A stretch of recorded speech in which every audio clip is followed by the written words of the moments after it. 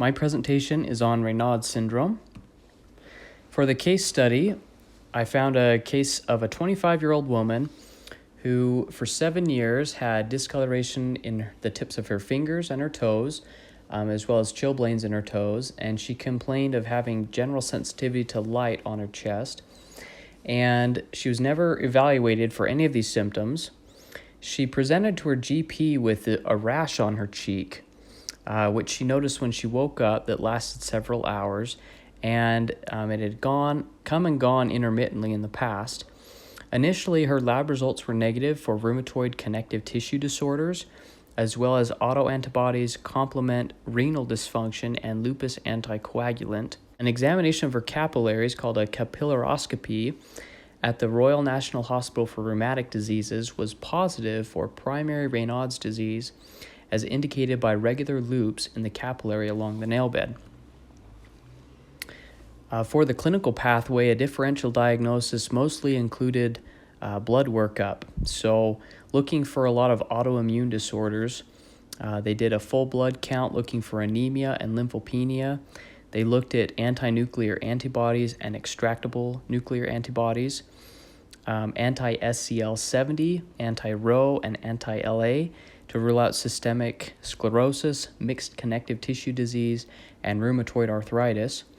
They also looked for inflammatory markers such as ESR and plasma viscosity. Additionally, you can do a chest x-ray if the symptoms are unilateral to exclude compression by a cervical rib. But ultimately, all the sources that I found pointed to capillaroscopy as the definitive test to diagnose Raynaud's. So for pertinent information, 3 to 5% of the population is affected, and of these, 80 to 90% display primary Raynaud's phenomenon, and it's slightly more common in women than men. It's defined as episodic vasospasm of peripheral arteries, causing paleness in the skin and cyanosis, with redness, pain, and occasional paresthesia upon rewarming. And as it progresses, occasionally it can lead to ulceration of the affected areas, which are mostly fingers and toes.